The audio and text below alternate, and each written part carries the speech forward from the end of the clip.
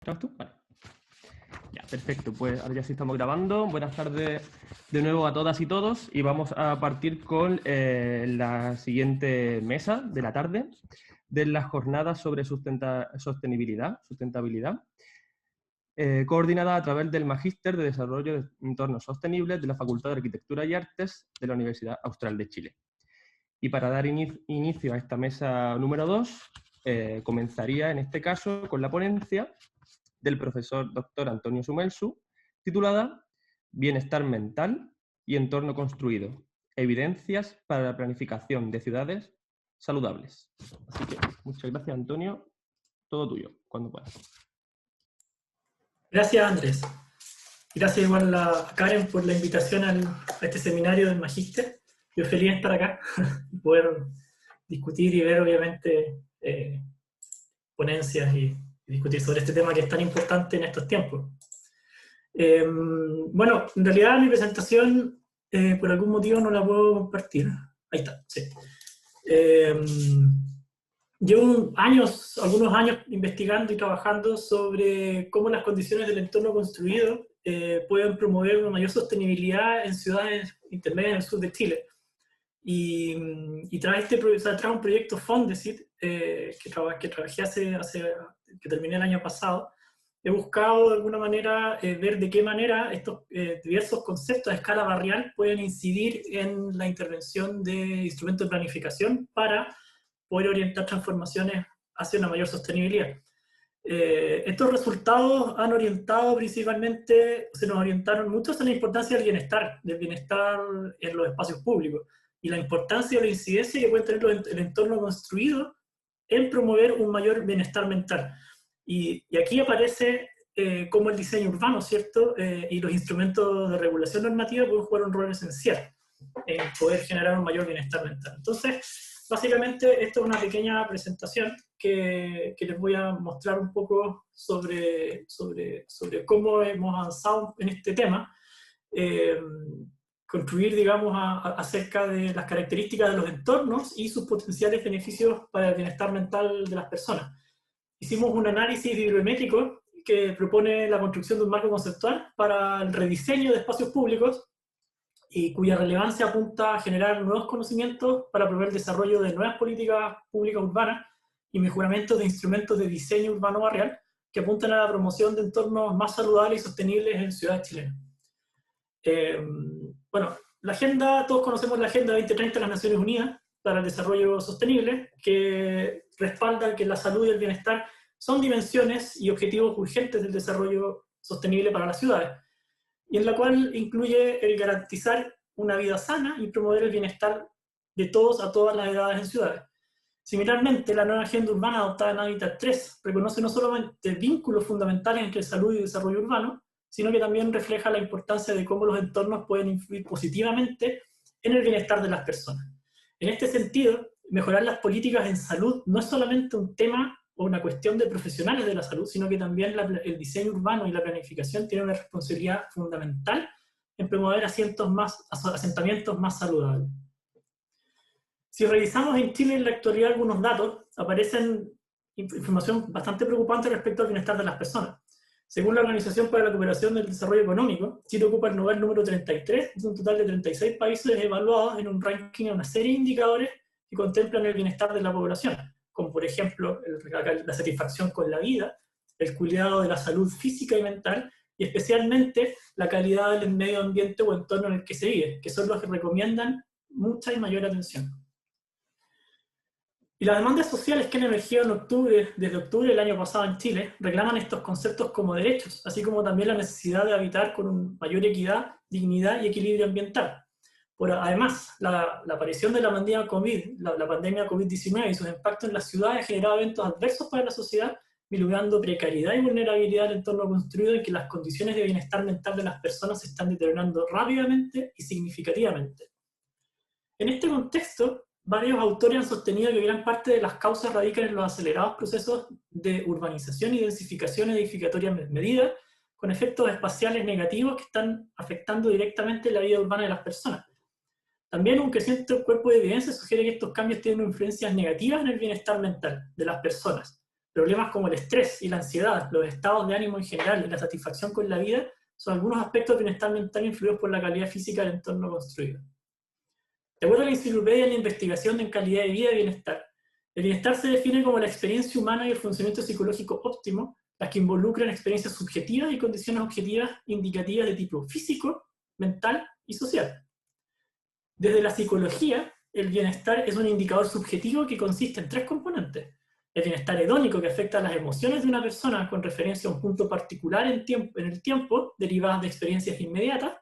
El eudamonio, que se vincula a la realización de actividades de tipo altruista y a la consecución de gratificaciones simbólicas a largo plazo. Y la satisfacción con la vida, que es un componente cognitivo, y se refiere a una evaluación global de la vida más que a sentimientos actuales o síntomas psicomáticos específicos, siendo los dominios del funcionamiento más cercanos como las relaciones personales, el trabajo, la residencia, los ingresos, entre otros factores. La metodología que utilizamos para esta investigación es un análisis bibliométrico sobre la producción científica asociada al entorno construido y bienestar mental, con la ayuda de 2 herramientas o software, HitSites y VozViewer, que permiten analizar en detalle las procedencias de diversos datos que describen en esta figura. Usamos como caso de estudio la base de datos Web of Science, que es de reconocido prestigio en la comunidad científica, y la selección de evidencias se abarcó desde 1975 hasta el 2020. Para la construcción de este marco conceptual identificamos ejes temáticos mediante la categorización de artículos por números de incidencia y afinidad a temas observados, desde análisis de concurrencia y palabras clave. Esto nos permite identificar dónde se encuentran las investigaciones sobre bienestar mental y entorno construido, y cuáles son los temas y conceptos principales abordados en la literatura científica internacional. Los resultados, ¿cierto?, muestran la identificación del análisis de más de 300 artículos, 1000 autores, más de 2000 revistas, 14.000 referencias citadas, 1300 palabras claves y la producción científica de más de 53 países en todo el mundo. La evolución respecto al número de citas por año nos muestra una tendencia ascendente, la cual aumenta considerablemente a partir de 2012 y 2016 respectivamente. También vemos que la mayor producción de estos temas se encuentra concentrada en países de América del Norte, Estados Unidos, Canadá, en Europa, Oceanía y Asia, siendo también los que producen mayor investigación de alto impacto. Las categorías que reflejan el mayor total número de artículos corresponden a temas de salud pública ambiental, seguido de ciencias ambientales y estudios ambientales, mientras que desde la geografía, el urbanismo o los estudios urbanos, incluso la arquitectura, las investigaciones en torno al bienestar mental son muy menores. Esta tabla, por ejemplo, muestra cuáles son las revistas con mayor número de publicaciones, siendo estas 2 revistas, ¿cierto?, las que presentan mayor número de citas dentro del rango temporal analizado. En relación al análisis de concurrencias clave, mediante la herramienta VozViewer, constatamos 6 ejes temáticos relacionados al tema bienestar y entorno construido, que son las áreas verdes, densidad, caminabilidad, ruido ambiental, diseño espacial e interacción social. Estos los caracterizamos por números de incidencia definidos de los temas de observados, y los proponemos como 6 ejes que construyen este marco conceptual que vamos a discutir cómo estos conceptos, ¿cierto?, generan evidencias de que pueden ser positivos para el diseño, ¿cierto?, de los espacios públicos para promover un mayor bienestar mental. Según esta evidencia analizada, las áreas verdes pueden ofrecer beneficios medibles para la salud y el bienestar en ciudades, lo que clasificamos en 3 niveles y cada uno con implicancias para el diseño urbano. Primero, la importancia de la visualización de la naturaleza a través de las ventanas residenciales o del trabajo, o de las oficinas, por ejemplo, pueden promover la reducción del estrés y la fatiga mental en el mediano plazo. Segundo, la experimentación con la naturaleza. Salir al espacio público, sentarse en jardines o parques, escuchar los pájaros o oír el agua, pueden proporcionar un alivio del estrés y mayores emociones positivas de tipo hedónico, que quiere decir que puede ser eso en un corto plazo. Finalmente, ser activo en la naturaleza. La importancia de los parques y las áreas verdes ofrecen oportunidades para la interacción social, lo que ofrece mayores niveles de bienestar eudamónico en el largo plazo. La importancia de la caminabilidad, como segundo concepto con mayor incidencia, es la forma más antigua de transporte urbano que tiene importantes beneficios para el bienestar mental y la salud en general. Caminar incluye mejoras en el bienestar mental a corto plazo, demostrado por evaluaciones cognitivas y afectivas, aumentando niveles de bienestar hedónico, relajación y reducción del estrés. Diversos autores sostienen que en comunidades que son altamente caminables, los residentes pueden interactuar con su entorno con mayor regularidad y se sienten más conectados con su comunidad, aumentando la tranquilidad individual, la confianza colectiva y disminuyendo la percepción de inseguridad en un espacio.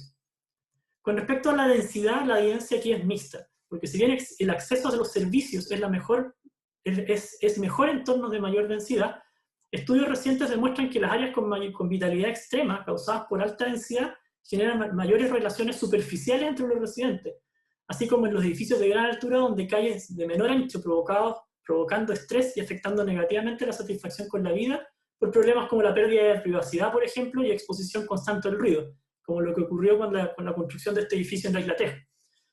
La vivienda de tipo pareada y vivienda continua son sugeridas por diversos autores como positivas para promover un mayor bienestar mental, ya que se logra una clara diferenciación, por una parte, del espacio público con lo privado, lo que puede ofrecer en el mediano plazo mayor tranquilidad y acceso a la naturaleza y promover de este modo mayores lazos entre residentes. Con respecto al diseño espacial, una gran cantidad de evidencias muestran que la calidad del diseño de calles afecta a la medida en que el entorno construido promueve la relajación y reducción de ansiedad en los espacios. Muchos estudios han abogado por manzanas más cortas en función de sus aparentes beneficios para ellos. Otros elementos como árboles en las calles y aceras anchas o frentes con mayor porcentaje de fachada de vidrio también se asocian a generar mayores emociones positivas de tipo eudamónico y satisfacción con el entorno de las personas. Por el contrario, frentes muy largos o monótonos, sin ornamentos o accesos durante muchos metros, o muros ciegos, ¿cierto?, pueden crear aburrimiento y emociones negativas en el bienestar mental de las personas. El entorno construido también tiene un profundo impacto en promover la interacción social en los espacios públicos, lo que puede incidir positivamente en factores como la satisfacción con la vida y la eudaimonia. Evidencias muestran que el espacio público con alta visibilidad y con elementos arquitectónicos como cobertizos en las calles, en sus fachadas, se han relacionado con mayores niveles de apoyo social percibido y menores niveles de angustia. Por otra parte, diversos estudios también muestran que las consecuencias de vivir en lugares con vitalidad extrema, como espacios, por ejemplo, donde ocurre alto tráfico vehicular y ruido, argumentando que hogares en calles con mayor intensidad de uso vehicular interactúan menos con sus vecinos que en aquellas calles menos congestionadas. Finalmente, hay muchos estudios también que demuestran la exposición al ruido crónico, como un cruce de avenidas con alta congestión u otras fuentes sonoras pueden reducir la satisfacción con la vida, lo que aumenta el estrés, la angustia y la reducción de la percepción de seguridad en el espacio. Sin embargo, el concepto de paisaje sonoro puede actuar de forma positiva para aumentar el bienestar mental de los entornos. Muchos autores se relacionan a la exploración de sonidos ambientales, sugieren la existencia de marcas o soundmarks que pueden ser de importancia cultural para una comunidad y merecen protección. Por ejemplo, distintas evidencias también, trabajos muestran que los ruidos de los pájaros o el sonido del agua o los humedales tienden a relajar las tensiones de las personas y aumentan las emociones positivas de los entornos. Algunas conclusiones que podemos generar de esta revisión. Los resultados de esta revisión muestran que los estudios de entorno construido relacionados al bienestar mental van en tendencia ascendente. Se revela además que en Latinoamérica este tipo de estudios son aún muy escasos, habiendo un porcentaje muy menor en países como Chile, Brasil y Colombia, con relación a ejes temáticos como caminabilidad, áreas verdes y diseño espacial. Asimismo, se observa un predominio de investigaciones desde las ciencias ambientales, relevando un importante vacío disciplinar en este tema desde las ciencias sociales, en particular la geografía, el urbanismo y la arquitectura, en donde se requiere una mayor demanda de este tipo de trabajo. La revisión bibliométrica desarrollada en esta investigación destaca los ejes temáticos más relevantes desde la evidencia internacional. Se recomienda, por supuesto, más investigación en otras plataformas, como Scopus, Latitude o Cielo, que podrían complementar la aparición de otros ejes temáticos, así como también revelar otras fuentes de datos desde países del sur global. Finalmente, es importante señalar que la planificación y el diseño urbano pueden promover o desincentivar la presencia de los elementos del entorno construido que impactan positivamente en el bienestar mental. No obstante, en Chile los instrumentos de planificación urbana no se refieren explícitamente al bienestar mental, ni la Ordenanza General de Urbanismo y Construcción, ni la Ley de Tránsito o el REDEU. Por lo tanto, no solo se observa una ausencia de políticas urbanas que promuevan explícitamente el bienestar, sino que también una falta de conceptualización de este término en los instrumentos de planificación urbana. En este sentido, considerando que el bienestar mental es definido como un derecho fundamental de todo ser humano y que la Agenda 2030 de las Naciones Unidas para el Desarrollo Sostenible busca promover el bienestar de todos a todas las edades en ciudades, resulta muy importante investigar en Chile cómo el entorno construido puede afectar el bienestar mental, aportando resultados empíricos desde el urbanismo a las políticas públicas. Muchas gracias.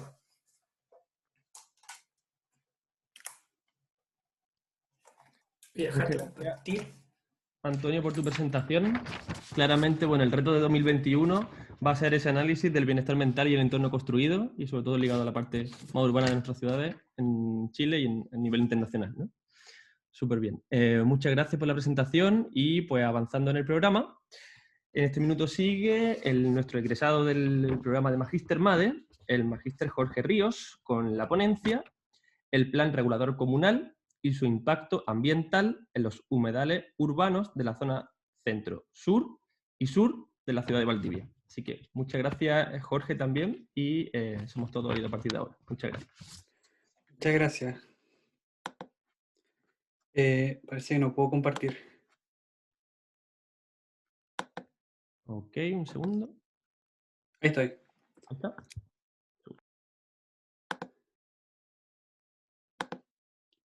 Ya, ¿se ve bien? ¿Se escucha bien? Ya. Bueno, muchas gracias por la invitación a Karen. Yo estoy muy contento por poder venir a presentar lo que fue los resultados de la tesis de investigación en MADE, un trabajo que fue patrocinado por el profesor Antonio Sumelsu, que tuvo la colaboración también de Carolina Ile y del profesor de la Facultad de Derecho Cristóbal Valmontín. Estoy muy contento porque este proyecto que se me ocurrió cuando estaba cursando los ramos trata de hermanar dos disciplinas que son el derecho y el urbanismo, y el diseño. Entonces, la oportunidad que me dieron de realizar esta investigación, yo estoy muy contento y muy feliz. Partamos entonces hablando de humedales. ¿Ya? Valdivia es una de las ciudades que se caracteriza profundamente por la presencia de estos paisajes de agua. ¿Ya? Desde épocas prehispánicas donde es que podemos encontrar referencia a estos paisajes, porque existen vocablos, porque hay tradición acerca de esto, entonces su existencia se remonta mucho antes y tiene que ver mucho con este territorio. Antes se denominaban como Hualve, Catrico, Urén. Con la llegada del español y el inicio del periodo de República Chilena, los albores de la República, estos espacios vienen a constituirse como problemas. ¿Ya? Y aquí podemos ver, por ejemplo, el mapa antiguo de Siemsen del año 1855, donde podemos ver que el humedal abarcaba prácticamente toda la zona céntrica de la ciudad. O sea, con el tiempo Valdivia fue rellenando humedales de manera constante, porque necesitaba espacio para edificar. Y llega un hito fundamental para Valdivia, que fue el terremoto del 60, no solamente por ser el terremoto más grande de la historia, sino que también porque modificó el paisaje. Entonces, el rol de los humedales fue incluso superior. O sea, aquí de esta forma se crea lo que fue finalmente el santuario de la naturaleza del río Cruces, y la importancia de este santuario es que el año 81 fue el primer espacio de humedales consagrado en un instrumento internacional y jurídico para su protección. ¿Ya? Entonces, todo lo que era el humedal extramuros queda protegido en esta convención en relación a sitios específicos. ¿Ya? Ahora, evolucionando aún más, la relevancia del humedal lo podemos ver desde la situación social. El año 2004, con el caso Celco, por la contaminación de precisamente el santuario de la naturaleza del río Cruces, la comunidad valdiviana completa se moviliza y genera acciones sociales que buscan la protección de estos ecosistemas, porque existe una vinculación con lo mismo en la comunidad y el espacio. Y posteriormente ese sentimiento, esa propensión a la protección ambiental queda radicado, pero ahora en los humedales urbanos. ¿Ya? Las personas empiezan a valorar estos espacios que están cerca, que están en su cotidiano, que están en sus trayectos diarios, y empieza a generarse un movimiento en contra de los rellenos de humedales. De esta forma van surgiendo además unas nuevas vinculaciones que son a través de organizaciones comunitarias, como por ejemplo fue la experiencia de recuperación del humedal Angachilla y la creación del Parque Urbano y Deportivo Catrico. Lo cual, bueno, finalmente desemboca en una actividad política igualmente, que fue la creación de la Ley de Humedales Urbanos, porque fue promovida por el senador de esta región, el senador Alfonso Durresti. Entonces tenemos que establecer que existe una problemática y una relación entre Valdivia y sus humedales. ¿Ya? Entonces la ciudad, dentro de este contexto de humedales, genera una relación porque la ciudad crece sobre el humedal y se generan estos conflictos ambientales. Entonces mi misión, entre comillas, fue buscar cómo podemos vincular el derecho y el paisaje. Y en esa búsqueda, en esa investigación, encontré con Jane Jacobs, una escritora norteamericana del año 61, que en el año 61 escribe un libro donde identifica que el diseño urbano, la norma jurídica y las agencias públicas son lo que debe entenderse adecuado para la planificación territorial, del territorio adecuada.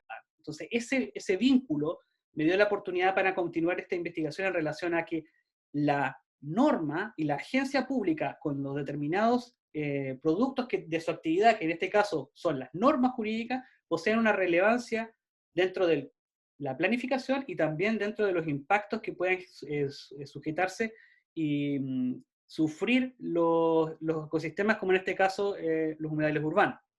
Así, entonces, dentro de la norma más específica, yo me centro en el plan regulador comunal, ya que es la norma de planificación territorial de nuestra comuna, y establezco la seguidilla de hipótesis y objetivos de esta tesis. Bueno, hablar solamente en muy breves términos del Plan Regular de Valdivia, lo importante es que fue creado el año 88 y tiene cerca de 14 a 15 modificaciones, siempre estructuradas desde casos puntuales y para habilitar espacios para telecomunicaciones, servicios, redes potables, etc. Pero nunca fue una modificación vista desde un sentido global. ¿Ya? Hasta el año 2004 que se ingresó una modificación global de este plan regulador que aún todavía no está aprobada. O sea, en el fondo vamos a tener un plan regulador que está completamente desfasado incluso con las normas que se han dictado hace poco, como en la ley de humedales urbanos. Bueno, y así establecimos una hipótesis. ¿Ya? La hipótesis es que el plan regulador de Valdivia se encuentra desfasado como instrumento de planificación territorial, y por lo anterior, bueno, desfasado ¿por qué? Porque no está acorde a los conceptos de la sostenibilidad y tampoco acorde a la realidad de la ciudad. Por lo anterior, es un factor de impacto ambiental. Y eso en el fondo creemos que bueno, fue en el sentido de daño ambiental como cualquier merma a los ecosistemas, ¿ya? Cualquier pérdida a los ecosistemas, y esa definición la encontramos en la ley de medio ambiente. El objetivo general es explorar el rol del plan regulador, ¿ya? Y los impactos que tuvieron eso. Y para este objetivo utilizamos una metodología que fue cualitativa y cuantitativa, donde recopilamos información académica respecto al tema, y también desarrollamos una línea que es contextualizar a productos cartográficos. Hicimos un análisis cartográfico de un polígono que más adelante vamos a señalar, para generar unos mapas cronológicos que nos permitan ver el impacto en los humedales urbanos de la ciudad de Valdivia. El marco teórico que elegimos consta de 3 pilares fundamentales. Primero, el análisis jurídico. Nosotros teníamos que tener claridad absoluta en relación a cuáles son las normas de planificación territorial en Chile, cómo funcionan, cuáles son las jerarquías, y en ese sentido encontramos que existe un déficit normativo en Chile respecto específicamente a humedales urbanos y también en el Plan Regulador Comunal de Valdivia. Luego de eso, y hermanando con el urbanismo, necesitábamos definiciones teóricas que nos permitieran definirnos en relación a qué concepto de desarrollo sustentable vamos a adoptar en esta investigación, y además el rol del urbanismo, qué tipo de urbanismo vamos a adoptar para responder nuestras preguntas de investigación, y finalmente desarrollarlo, la investigación, como lo dije, cartográfica en un contexto específico para graficar aún más la relación y la hipótesis que estamos sosteniendo. Así, nosotros señalamos que hay un déficit normativo porque existe una dificultad de proteger los humedales urbanos. ¿Ya? La investigación se va muy al detalle en esto, pero yo solamente quiero que se den con eso, que hay un déficit normativo. Los humedales urbanos están fuera de la protección de la ley chilena, y esto principalmente porque no había evaluación ambiental y hay una serie de traspapelaciones legales. Entonces esto generó actividad judicial. Hay una serie de fallos importantes, como incluso acá en Valdivia, allá en la isla Teja, porque se estaba haciendo unas prospecciones mineras, y la Corte Suprema generalmente, aunque no haya existido norma, fallaba a favor de las comunidades y se paralizaron las obras. Entonces aquí había una situación que había que solucionar. Y eso en el fondo es lo que sucede cuando no hay regulación, se comienzan a rellenarse, se llenan microbasuras y existe todo un impacto en nuestro medio ambiente. Bueno, PRC ya lo había señalado. ¿Y qué hicimos para este déficit regulatorio? ¿Qué se hizo? Se generó política. A través de la respuesta a todas las movilizaciones sociales se generó esta ley, la Ley de Humedales Urbanos, que salió hace poco en enero del 2020, que el Humedurar, esta norma define los humedales urbanos, le da la misma definición técnica que está en la Convención Ramsar, como zonas inundadas de 6 metros de profundidad, y además de eso reenvía un reglamento que creo que salió hace 2 semanas atrás, hace muy poco salió, para que defina qué debemos entender por impacto, intervenciones, qué tenemos que poner como catástrofe para proteger a los humedales. Entonces ya hay una respuesta. Y lo principal en esta charla que quiero destacar es que se reforma el artículo 5 de la Ley General de Urbanismo y Construcciones, ¿ya? Que es fundamental para toda actividad de diseño urbano y planificación, donde se determina que todos los instrumentos de planificación, en este caso el PRC, va a tener que hacer mención expresa a los humedales urbanos. Entonces hay una evolución, porque antiguamente la Ley General de Urbanismo y Construcción establecía los humedales urbanos solamente como zonas de riesgo, y ahora hay una evolución conceptual.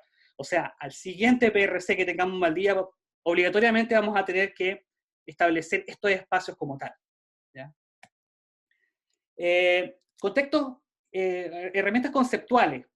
¿Qué entendemos por desarrollo sostenible? Y aquí nos vamos a la clásica definición de la ONU, que yo creo que existe una definición excelente, del año 1987, que se recoge en la nueva Agenda Urbana del 2016, que básicamente es la satisfacción de la necesidad de la generación presente sin comprometer la capacidad de generaciones futuras de satisfacer sus propias necesidades. Yo creo que más sencillo y conciso que eso es difícil de conseguir y es muy claro.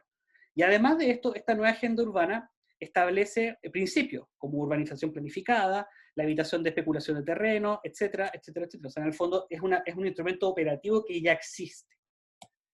Respecto al urbanismo, y esto es muy importante, partimos con Jacobs, que en el fondo fue una especie de contestación al modernismo, donde nos cuestionamos ya las planificaciones centralizadas y vamos a análisis contextualizados, y en el fondo aquí es una rebelión contra la hegemonía neoliberal, ¿ya? Porque lo neoliberal, esa desregulación completa en materia espacial provocó fenómenos que son cuantificables, como la globalización, la segregación, gentrificación, dispersión urbana, el deterioro ambiental. Entonces, frente a eso, hay una abundante actividad de urbanistas que van por conceptos de sostenibilidad, por conceptos del buen vivir, por conceptos en relación a generar, y finalmente lo que más me dejó muy impresionado es generar metodologías nuevas de análisis y comprensión de la realidad, como las metodologías SIG, el análisis contextual, conceptos como la resiliencia urbana y lo sostenible, sobre todo. Entonces, en el fondo tenemos una amplia actividad para un fenómeno y una nueva generación de información. Entonces, en ese contexto, con esta mixtura entre norma y diseño urbano, nosotros elegimos la zona centro-sur de Valdivia para hacer un levantamiento cartográfico, ¿ya? Y elegimos este espacio porque tiene primero un alto crecimiento urbano, esta es una de las zonas más pobladas de la ciudad, y tiene una presencia importante de humedales, como el humedal Kramer, el Bosque, Catrico y el humedal Angachilla, y también para darle continuidad a una tesis que se hizo sobre el crecimiento de la ciudad de Valdivia de Osorio del año 2009, que es una muy buena tesis que yo la recomiendo mucho porque es muy, muy, muy detallada su metodología. Entonces, en ese sentido, nosotros encontramos que analizamos el año 2007 al año 2017 este polígono, y aquí está, por ejemplo, aquí podemos ver el Parque Catrico en toda su extensión, esto de Parayá, Guacamayo, etcétera, Parque Kramer. Entonces, partimos con esta base y vamos viendo en rojo cómo la superficie del humedal se va mermando a través de los años y cómo la ciudad en amarillo va creciendo sobre los humedales. Llegando finalmente a esto, que este es el escenario, ¿ya? Entonces, gracias a este análisis geográfico, podemos llegar a las siguientes conclusiones. Que en 10 años se ha perdido en Valdivia, en este polígono, 44.6 hectáreas de humedales efectivas, ¿ya? De nuestro ecosistema. Y que la ciudad en estos 10 años ha crecido 181.7 hectáreas, ¿ya? Lo cual es interesante ver cómo efectivamente hay una relación proporcional entre los picos de crecimiento de la ciudad con los picos de merma de humedal en relación a la magnitud de los proyectos. Puede sonar de perogrullo, y lo cual nos da la siguiente posibilidad, que es cruzar datos. O sea, en el fondo, con estos mapas, a través del tiempo, nosotros podemos identificar cuáles son los proyectos que están afectando este espacio. por ejemplo, construcciones de barrios en Guacamayo, la urbanización de creaciones de, por ejemplo, Bosque de Entre Ríos, el mismo Parque Urbano Catrico afectó varias áreas de humedal, la avenida Circunvalación, entonces, y también los típicos rellenos informales, que son de menor tamaño, que afectan espacios colindantes a humedales. Entonces, ya, tenemos en claro que hay afectación, que hay merma, tenemos en claro cuáles son los proyectos, pero también podemos tener claro también cuál era la zonificación de estos espacios. Y en las zonificaciones podemos ver que se trata de zonificaciones generalmente de áreas verdes de escala mayor y mediana, también zonas de protección de cauces y laderas, y la zona especial de Kramer, que se llama zona baja negativa correspondiente al parque Kramer. O sea, en el fondo tenemos zonificaciones que en el papel permitirían una adecuada protección, pero igual se ven afectadas. Entonces, aquí claramente la regulación, a mi juicio, no resulta de toda manera óptima. ¿Ya? Entonces, ¿qué podemos discutir de esto, de esta evidencia que hemos elevado? Que el rol del PRC es clave, y lo sostengo aquí, bueno, en relación a que se trata de un instrumento local, que en el fondo es muy cotidiano en el quehacer de las personas y los procesos constructivos. Entonces, es fundamental que esta norma esté bien redactada y que esté bien elaborada para precisamente proteger estos espacios. ¿Dónde podemos mejorar el PRC? Y aquí viene la parte más legal, en la ordenanza local de los PRC, porque el PRC, además del plano, posee una parte que es normativa, con artículos. Y esta ordenanza, no existe ningún impedimento que nosotros podamos establecer principios de sostenibilidad y los principios también del Hábitat 3. En el fondo no vamos a inventar nada, sino que tenemos herramientas que podemos incorporar para enriquecer nuestra norma, lo cual también a la larga genera la posibilidad de tener claridad constructiva y además la posibilidad de defender en tribunales con mayor certeza. Existe una norma de dilación en la norma de planificación territorial en Chile, y eso es un defecto que nosotros deberíamos empezar a ponerle ojo y a empujar. Tanto en la política nacional, la política regional y la política comunal, y eso obedece en principio a razones políticas. Los PRC tienen van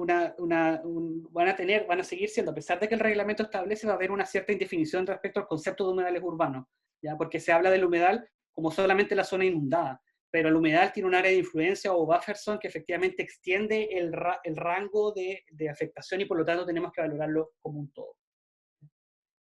Bueno, estos son los croquis que hizo Carolina Iri en un proyecto del año pasado, el 2019, y en el fondo es la realidad de la vinculación constructiva de Valdivia con los humedales. Aquí podemos ver una casa que está colindando un humedal, otra que está separada por una calle, por el mismo sector de Catrico, y esto está cruzado por el eje de Pedro Montt, y tenemos una casa que está en el humedal, en pleno Parque Catrico. Entonces los supuestos constructivos que debe regular la norma son bastante sui generis. O sea, en el fondo hay que ir caso a caso y hacer una norma en el fondo lo más flexible posible para poder regular bien estos casos.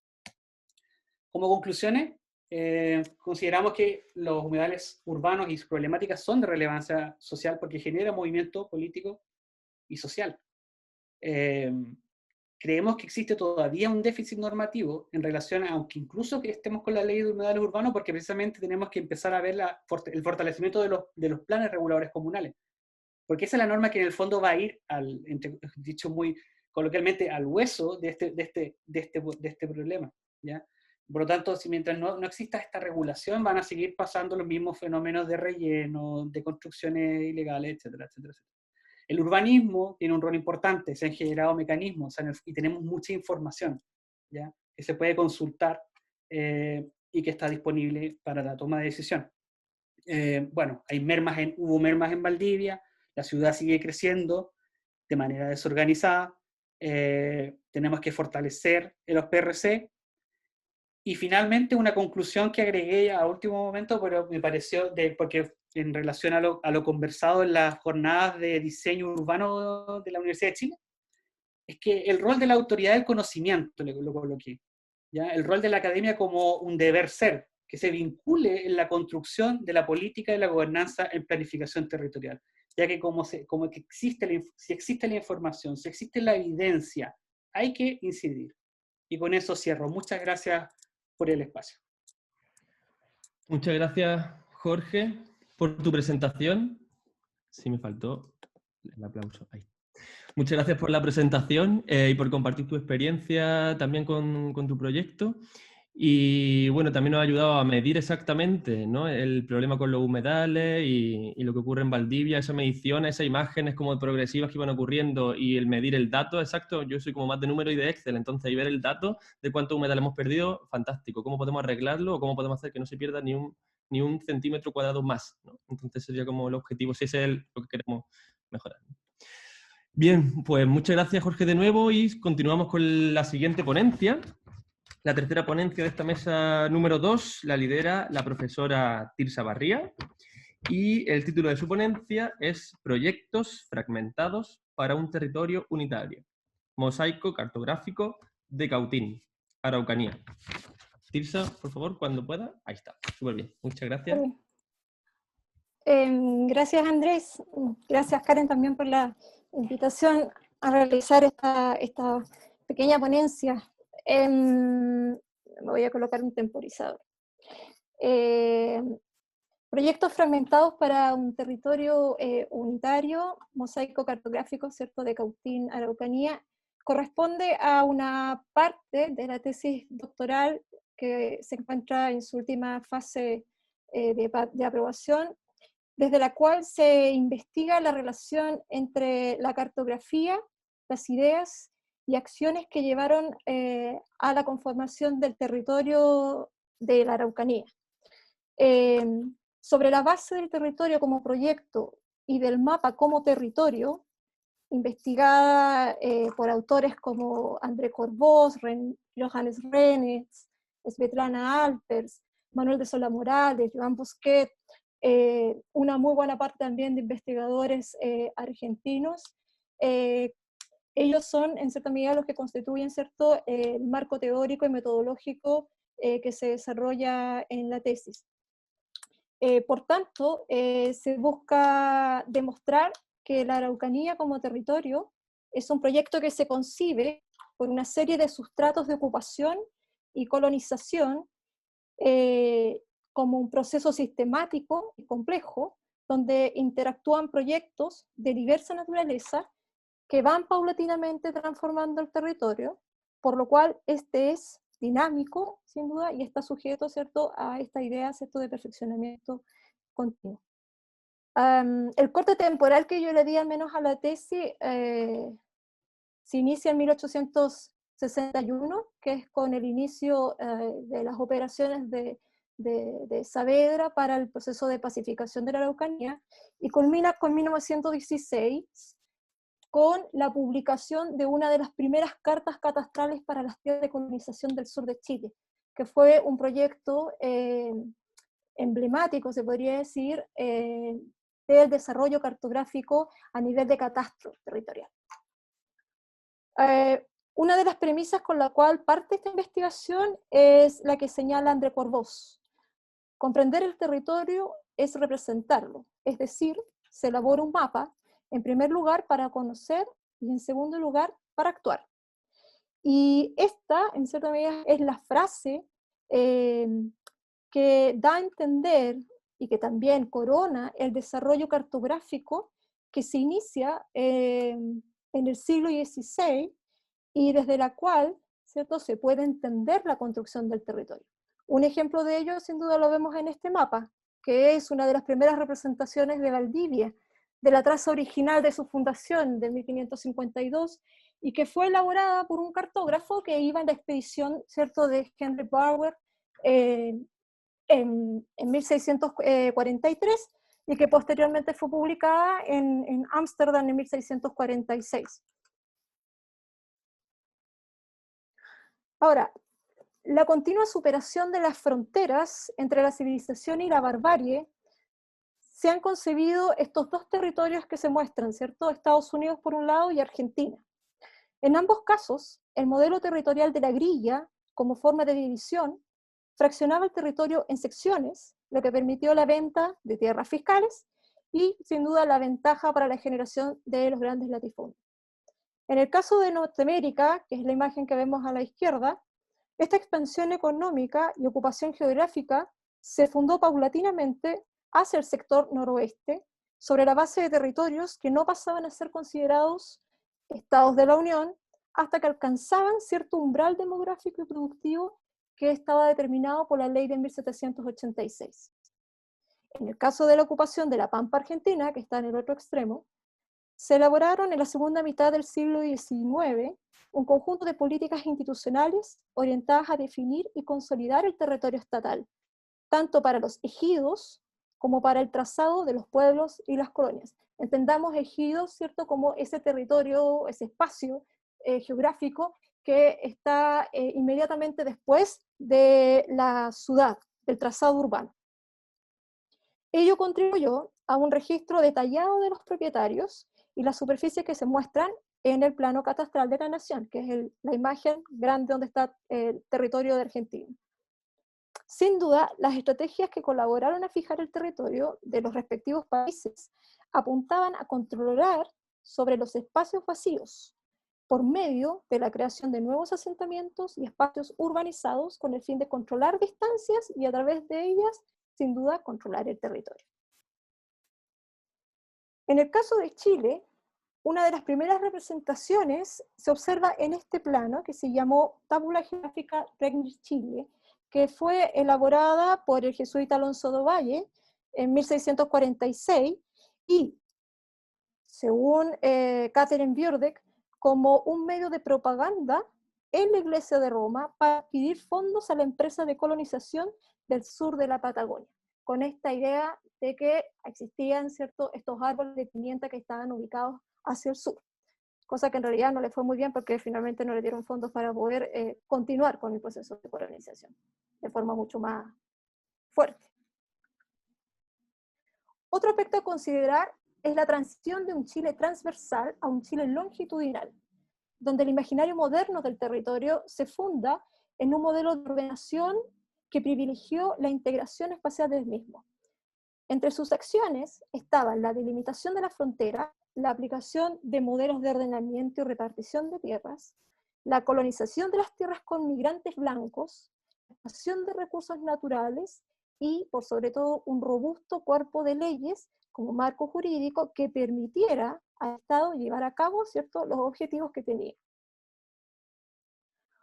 Otro aspecto que influye fuertemente es la especialización de la cartografía, a causa de los adelantos técnicos que buscaban representar el territorio de forma precisa, y además la conformación de una administración que gestionara y aplicara los procedimientos determinados por este cuerpo de leyes, creados justamente para iniciar el proceso de colonización de las tierras del sur.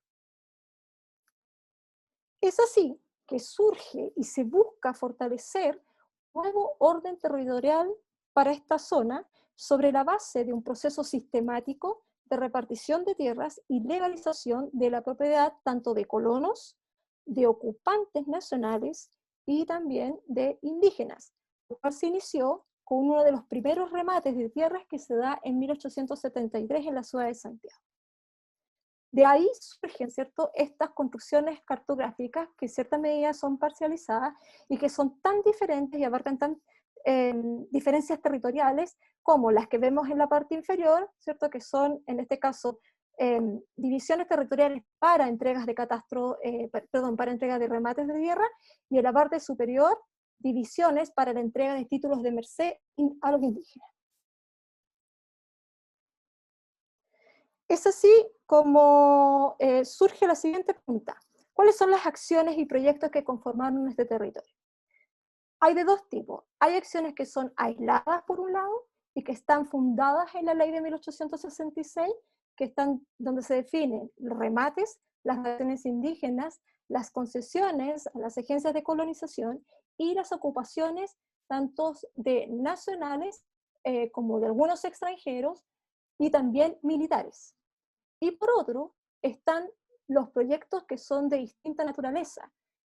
Unos serán de infraestructura ferroviaria, otros serán asociados a la producción agrícola, ganadera y forestal, otros tienen relación directamente con la iglesia a través de los procesos de evangelización y de las misiones, otros tienen que ver con el poblamiento de los centros urbanos, y a su vez también la instalación de todo el aparato burocrático, ¿cierto?, que corresponde a un Estado moderno.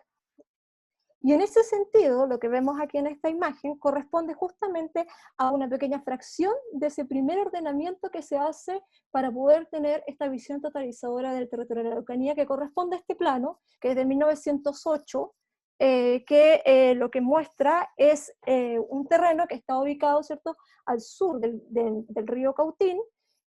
Por el norte está, hacia el sur, perdón, está el río Tolten, por el norte está el río Imperial, ¿cierto? Y lo limita, en el caso hacia el oriente, la línea férrea. Ahora, ¿cuáles son esas lógicas que están definidas en el territorio y que construyen estas distintas formas, ¿cierto? Y también, ¿por qué se construye una carta de colonización? ¿Cuál es la necesidad que está detrás? ¿Ya?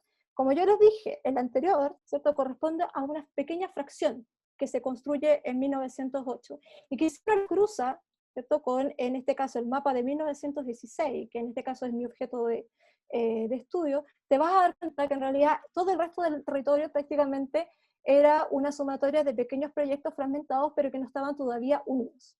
Ahora, la idea de construir una carta de colonización se funda principalmente por un llamado que hace la Comisión Parlamentaria de Colonización de 1912, en la cual se establecen una serie de problemáticas asociadas a procesos de erradicación y de ocupación y de colonización, y en la cual se le demanda a la Oficina de Mensuras que realice este catastro a nivel no solamente provincial, pensemos que en este momento el territorio está dividido en provincias, no en regiones, y en ese sentido la idea era justamente desarrollar un catastro que fuera desde el río Biobío hasta Puerto Montt, cosa que se encargaron, de hecho estaban encargadas de hacer estas 5 grandes cartas catastrales, de las cuales solamente 3 se llevaron a cabo, la del Biobío por el norte, la de Malleco, ¿cierto?, hacia el sur, con Cautín, y quedaron pendientes las cartas de Valdivia y la carta de Osorno y Yanquihue.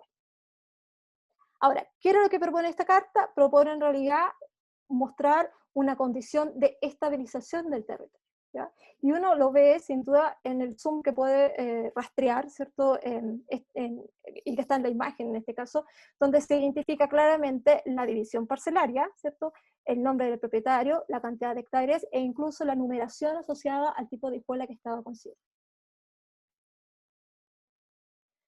Ahora, Araucanía, con estos proyectos fragmentados para un territorio unitario, en ese sentido propuse que habían como 2 hipótesis importantes.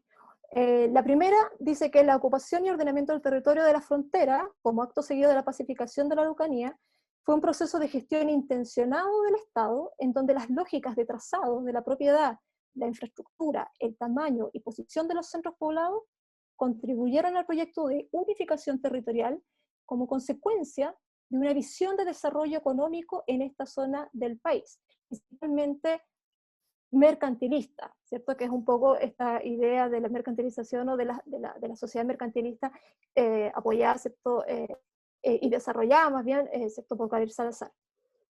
La otra, que ya va en un corte más metodológico y que está apuntada principalmente al acta, es que dice que la Carta de Cautín es el territorio representado que visibiliza en la escala 1/100.000 un espacio geográfico unitario y continuo por medio de una gradiente de ocupación. Sin embargo, en la práctica, esta ocupación responde a un proceso fragmentario según el relieve, los trazados y la descomposición del suelo que se dio en un lapso de 30 años y que se mantiene vigente aún para 1916. En ese sentido, como la carta se convertía en mi objeto de estudio, yo le tuve que trabajar a través de un proceso, ¿cierto?, de redibujo, lo cual me permitió generar un proceso también de interpretación, ¿ya? Y ello finalmente decantó en una serie de cartografías de alrededor de 25 planos, donde uno de los primeros 4 corresponden a estos que están aquí, donde yo me pregunté qué lecturas ofrece la forma geográfica del territorio que influyeron en la lógica de ocupación, colonización y erradicación indígena. Y uno puede ver aquí, se podría decir 4 lógicas. Una, que está asociada sin duda a la hidrografía, entendida esta con los primeros 3 grandes cursos de agua, ¿cierto? Las otras, la segunda tiene que ver con el macizo andino, ¿cierto? Que es el que se encuentra en el área aquí verde. Una tercera tiene que ver con caminos existentes o también, de forma acompañada, la generación del entramado de las vías férreas, principalmente norte-sur, después, ¿cierto?, la incorporación de los ramales, y una cuarta tiene que ver con quizás unos límites que no necesariamente son visibles, porque responden a las subdelegaciones y delegaciones que conforman en este sentido la delimitación de las áreas de administración burocrática. Ahora, la carta entrega 2 escalas. Una escala que es urbana, porque te entrega la información con respecto a la división de manzanas, y otra que, como bien dije, es territorial. Y en ese sentido me pregunté, ¿cuáles son los principios que rigen ese ordenamiento de los centros urbanos? Hay 2 principios. Uno que están relacionados con la localización y otros con la morfología. Con la localización, el que rige originalmente tiene que ver con la preexistencia de una plaza militar. Y eso, ¿cierto?, proviene de esta estrategia de ocupación iniciada por la pacificación de la Araucanía. Y otro es la influencia que tiene el trazado del tren y sus estaciones, porque comúnmente alrededor de las estaciones se conformaba, ¿cierto?, un nuevo poblado. Y el otro tiene que ver con la morfología, en el sentido de que hay geometrías y orientaciones urbanas variadas, unas que responden al norte magnético, otras que responden, por ejemplo, al emplazamiento en torno a un curso de agua. Y la otra cosa importante era que, y aquí es la diferencia que hay con el catastro argentino, es que la ciudad y la producción agrícola estaban entendidas todas como una sola unidad. O sea, no existía el concepto, ¿cierto?, de del ejido, que lo habíamos visto anteriormente. En cuanto al territorio, ¿cuáles serían estas lógicas que definen el trazado del parcelario rústico y ordenamiento territorial? Y aquí hay 2. Una que tiene que ver con las leyes de división de tierra, que establecen los dimensionamientos para la radicación, colonización y ocupantes nacionales, y otras tienen que ver con la aptitud física y productiva del suelo. Ello define la localización. En cuanto a qué zonas son más rentables, en cuanto a las áreas de confinamiento que principalmente están asociadas a radicación indígena, otras que definen las concesiones y los vacíos, y otros que están asociados a asentamientos de borde río. En resumen, si uno mira, por ejemplo, el desarrollo de las capas y en sus cruces, logra identificar como 2 grandes grupos. Uno, que son los planos de escuelación que definen el trazado, y ahí está el trazado de la grilla, el de la fila o en hilera y el orgánico, y el otro que es el plano de propiedad, ¿cierto?, que define la radicación, los ocupantes, el colono y el lote que en este momento todavía no está asignado. En ese cruce uno puede ver ciertas como concordancias. Por ejemplo, si yo cruzo los planos de igualación, que están determinados con verde, que definen un trazado orgánico, y uno los cruza con los planos de propiedad de radicación indígena, se podría decir que están ubicados en los mismos lugares. Entonces hay una correlación entre la forma del trazado, ¿cierto?, poligonal o más bien orgánico, determinado por un curso de agua, por un monte o por una estaca o un árbol, en función también de la propiedad indígena. En el caso, por ejemplo, de las propiedades de colonos extranjeros, aquí, por ejemplo, están muy asociados a los cursos de agua. Entonces, si uno mira, por ejemplo, los trazados en fila o en hilera, que son muy característicos de la zona del lago Yanquihue, por ejemplo, y los cruza con esto, te das cuenta que algunos coinciden justamente con la manera de cómo se traza su parcela versus el colono que la ocupa. En el caso de los trazados de grilla, ¿cierto?, que es la grilla magnética orientada hacia el norte magnético, está asociada al ocupante nacional. Y aquí causa interesante lo que está saliendo, porque el ocupante nacional comúnmente está asociada a familias que provienen de la zona de Concepción o de la zona central. Entonces ellos, a su vez, son los que finalmente logran generar lo que se denomina el latifundio, la agrupación de varios terrenos de 500 o 1000 hectáreas en grandes extensiones de tierra que finalmente son utilizadas para la producción. Bueno, y aquí me olvidé de saltar, pero por ejemplo, está relacionado con los lotes que todavía no están asignados y que aparecen, ¿cierto?, como XX. Y aquí está lo que yo les mencioné, ¿cierto?, los ocupantes nacionales relacionados también con la generación de estos grandes fundos, que en realidad, y en su mayoría, todos se concentran en la zona, ¿cierto?, de la planicie, y es por un tema de la producción que se daba en función del trigo. creo que ya no me queda tiempo, así es que voy a ir cerrando. Ahora, ¿qué otro dato interesante aparece? Es esta idea que tiene que ver con la temporalidad, porque este plano lo que muestra es, por un lado, la propiedad, ¿cierto?, en manos de quién está, cómo está distribuido en el territorio, y se podría afirmar la temporalidad en la entrega de la propiedad. Y eso, si uno lo separa, ¿cierto? Por ejemplo, los primeros 4 cada uno de estos tiene una numeración que se llama, va del 1 al 100 o del 101 al 200 y así sucesivamente, que es lo que información te entrega el plano.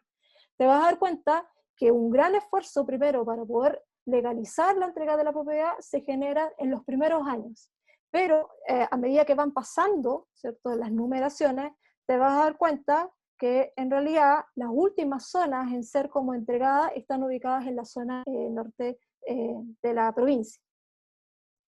Finalmente, y a modo de conclusión, esta idea de proyecto fragmentado como un territorio unitario se logra concluir que existieron estrategias de ocupación que fomentaron la eliminación de la frontera porque estaba orientada principalmente por un discurso homogeneizador que era propio, ¿cierto?, de finales del siglo XIX. Otro, que la especialización de la cartografía derivó en lo que es este gran catastro, pero este catastro tenía relación también con un control territorial. Un tercer punto sería que la lectura cartográfica, al ser multiescalar, propone nuevas interpretaciones del territorio, ¿cierto? La otra es que el territorio, en este sentido, es visto como un campo de tensiones porque en cierta medida da cuenta de un contexto explicativo de los actuales conflictos que actualmente tiene esa zona. Y finalmente, esta idea de mosaico territorial propone, ¿cierto?, nuevas lecturas que en este caso están asociadas, ¿cierto?, a la conformación de estos paisajes, del paisaje histórico, ¿cierto?, y de sus transformaciones. Ese sería, muchas gracias, disculpa el atraso en mi presentación. Muchas gracias, Tirsa. Un placer escuchar tu investigación y la rigurosidad que has estado desarrollando con tu tesis doctoral. Excelente.